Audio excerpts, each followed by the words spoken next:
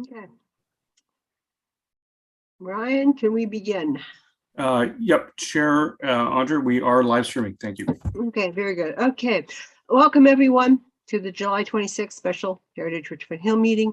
Tonight's meeting is an electronic meeting being held pursuant to section 238, 3.3 of the Municipal Act 2001. Please note that we have received regrets from the following committee members for tonight's meeting. Councillor Silvitz, Doris Dumas, Tom Petrikowski, and Helen Yu. And Jenica is not here as of this point. Let's hope she joins us soon. Okay. The public had the opportunity to submit written correspondence regarding the matter on the agenda by email to the clerk's office. All written correspondence received by noon today would have been included on the agenda, but there was none received. Public also had the opportunity to apply to appear as an electronic delegation, either by video conferencing or by telephone by noon today. There were no delegation requests received. As chair of the committee, I will now call the meeting to order. Can I get a mover to adopt the agenda? Thank you, Kanami. Okay, all in favor? Any opposed? No. Okay, that carries. Are there any disclosures of pecuniary interest and general nature thereof? Seeing none, we'll continue. Scheduled business. We will now move to address the scheduled business on tonight's agenda, staff report SRP 122.088, related to the notice of intent to demolish 83 Arnold Crescent. Okay. So, okay, the Heritage, I'm looking here at scheduled business, the Heritage Richmond Hill recommends to council that A, the property located at 83 Arnold does not merit cultural heritage designation under Part 4 of the Ontario Heritage Act.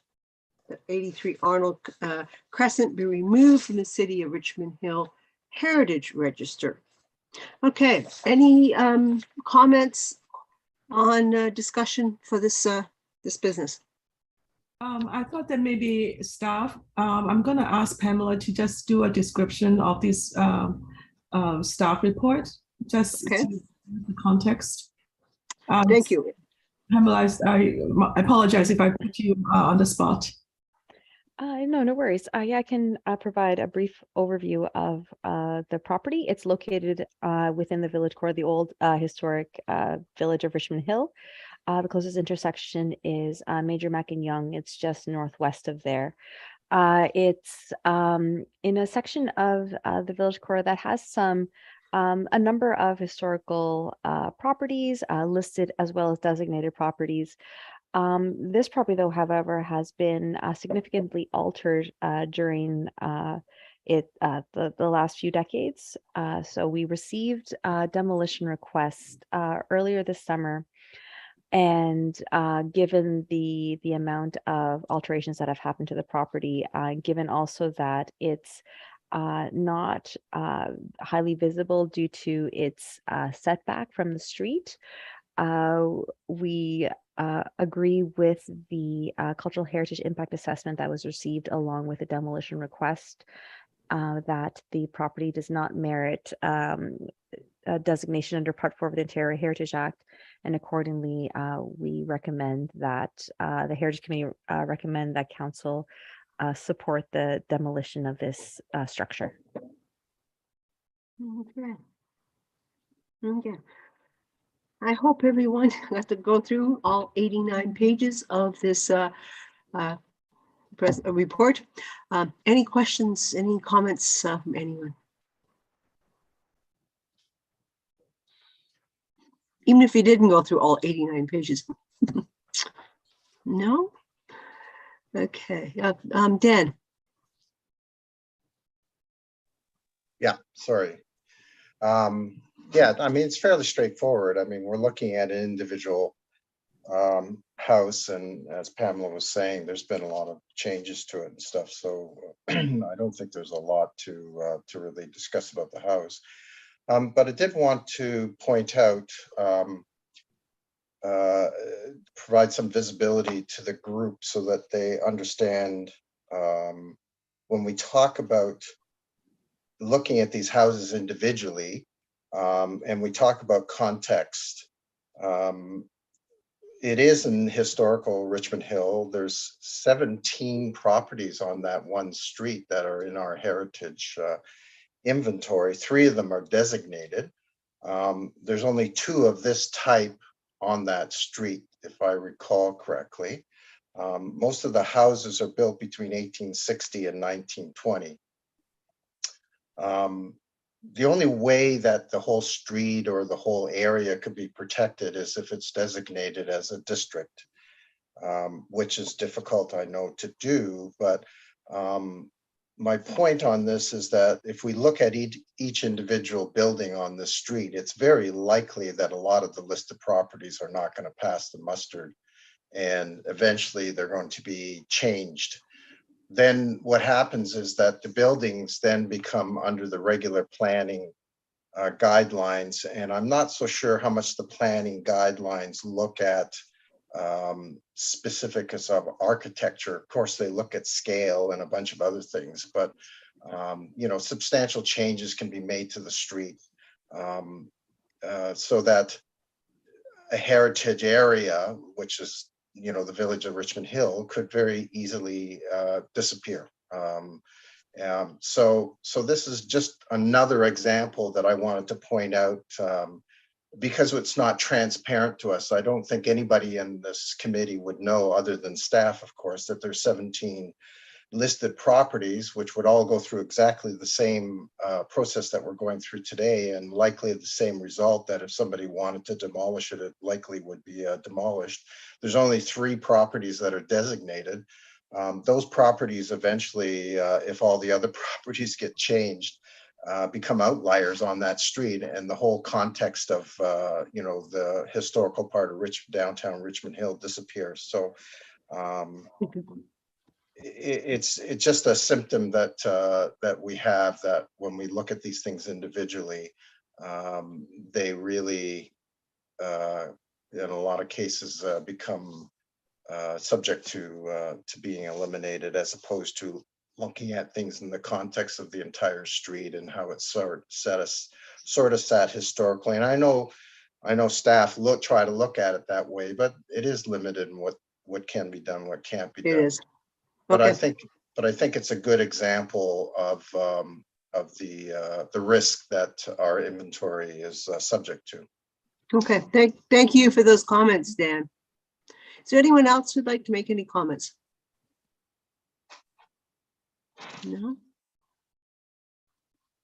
Okay, Barb, sorry, didn't see you there.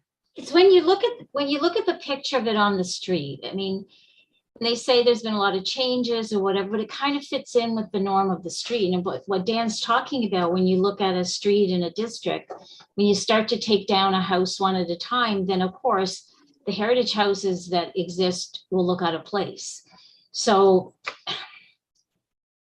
I understand from there isn't as much of a heritage component because of what the town have looked at, Pamela and Joanne.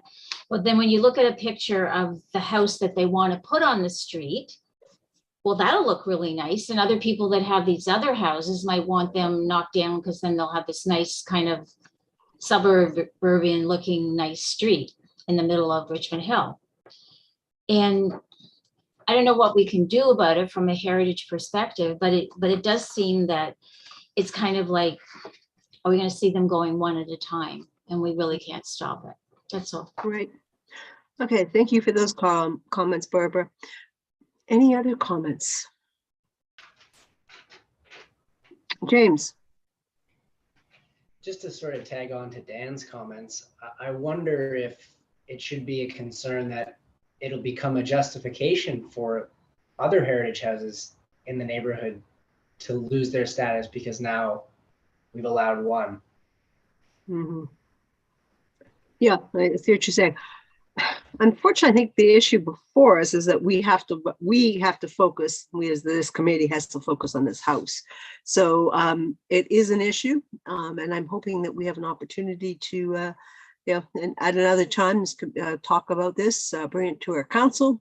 As we said, we have an election coming up to make our feelings known. I see Pam's and Al's comments. I think Pam, as a staff, I'm interested to hear what you have to say, and then we'll go to Al. Yeah, I just through you, Madam Chair, if I could just provide some clarity as to what is considered cultural heritage value or not. That there is a provincial legislation that dictates what type of property is able to be designated under Part 4 based on the cultural heritage value, and one of the criteria is contextual value. And that if we find that there is a property that contributes to the character of the area, then we can absolutely recommend that a property be designated. We made such a recommendation a few years ago for a property on Center Street. Heritage Richmond Hill made the recommendation to council that this property be designated on contextual value alone. So in this instance, staff agreed with the consultant that this particular property did not contribute significantly to the cultural heritage character of the area, and that's why we are not recommending that council proceed with designating this property. And just so the committee is aware, this area is under site plan control. So that means anything that comes forward, it's reviewed by city staff to ensure that it meets, it supports the character of the area, because the village core is so highly valued by everybody. And that when new applicants come forward for these listed properties, staff do advise them that there is a risk that if they seek demolition, that council may seek designation of the property. So there's it's not just an easy, down the street, this happened, therefore I'm going to pursue it. That they are warned about that possibility. And so it's only really those people who are kind of gung-ho about proceeding with the demolition that go forward with it. So there is also that stop in place too, that staff do discuss this with property owners. Okay. Thank you for that context, Pam. I believe Al, I see your hand down, but I think you wanted to say something, and then we'll give Dan his second round. Thank you, Madam Chair. Yes, thank you, Madam Chair. The only comment I have is, well, I appreciate Dan and Barb, and I think somebody else had the view that we should look at it in a greater context. We are restricted to what we can do, and the requirements and the legal requirements is that we look at the property in isolation. And in isolation, when I look at the property, quite apart from the expert's report, I see a house that looks like it was built in the 1970s. I don't see anything that speaks heritage. So while we might want to retain it because we think it has some value, again, I think we're overreaching, and we're missing the opportunities to get those properties that are truly heritage by trying to expand our envelope too great, and thereby diluting our ability to focus on true heritage. This one is gone. This one, it's been modified long before our time. I don't think anybody in the average public would look at it and see something that would be heritage. Okay. So, Thank you for that, Al. Okay. Dan, your second row.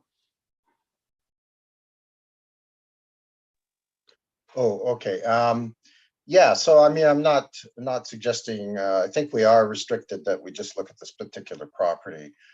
But I am curious, when this property, for example, gets demolished, there is some unique characteristics with regards to the neighborhood, because a lot of houses, the setbacks aren't as far back, I guess with the new zoning rules, that sort of thing. So when, in this particular case, they've identified a replacement house, the architecture doesn't look like it's even, remotely tied to any of the historical significance or the architecture on the street.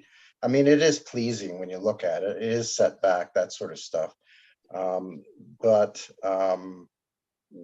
The rules that you look at in planning, you don't really look at the architecture per se. You just look at the, sorry, this is a question through you, Madam Chair, to staff.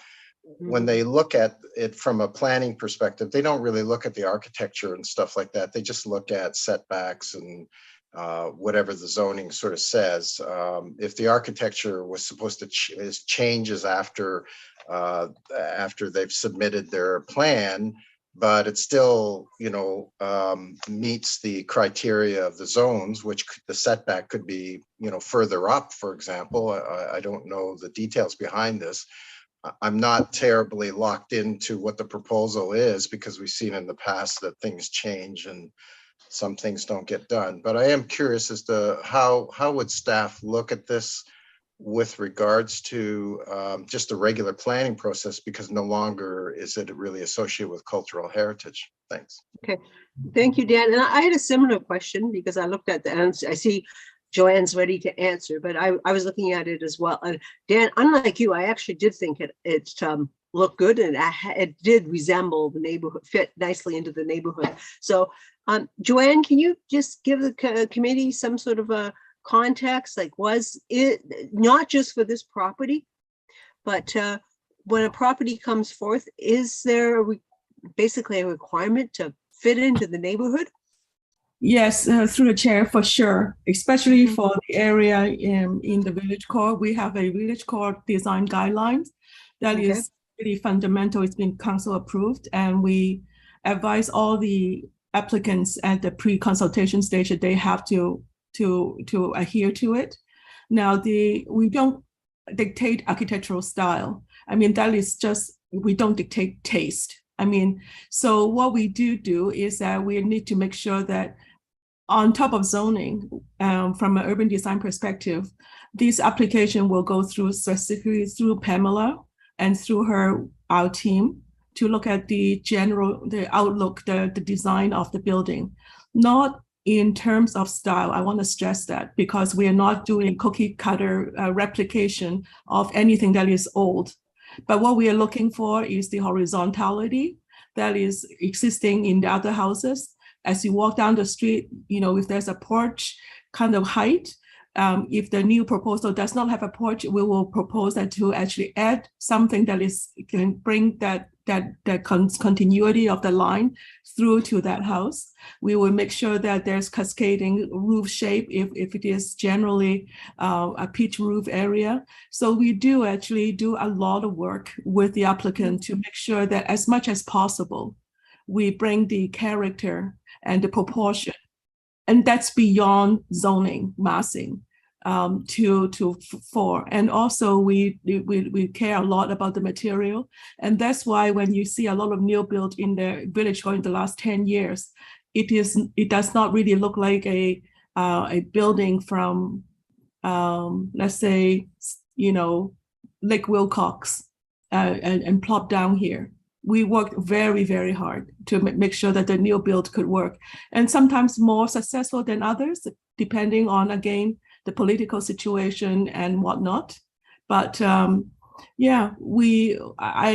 can say that we have worked very hard, and in a way, given the kind of difficulty in doing that, I say that we are quite successful, because the village core guidelines are only guidelines. We are enforcing a guidelines that generally doesn't have a lot of teeth. So that's my response in terms of general design review from a village core perspective. Okay, thank you very much, Joanne. That was quite interesting. So, okay, are any more comments? Are we ready to vote?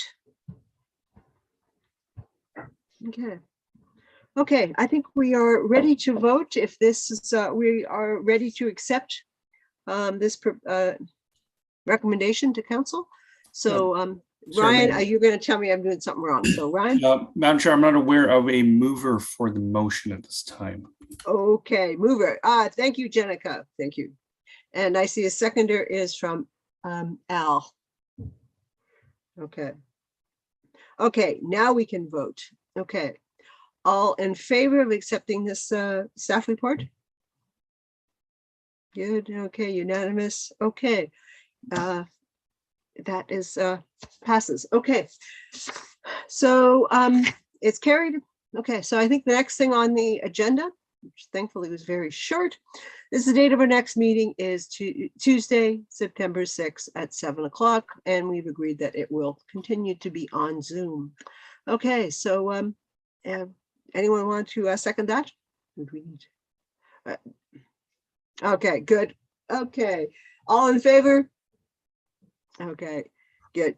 And good, carried. Okay, we will now adjourn the meeting. Okay, so that was nice and short. Ryan, do you have something else that you need to add there? Did I Sorry, forget something? we need a mover for the adjournment. Madam Chair. Okay, Al, is that your hand up for adjournment? Yes, Madam Chair. Okay, good. Okay, adjourned and all in favor? Okay, good. Okay, have a good rest of the summer, and I hope I see some of you around town. But yeah, we will. Yeah, see you guys later. Okay, thank you.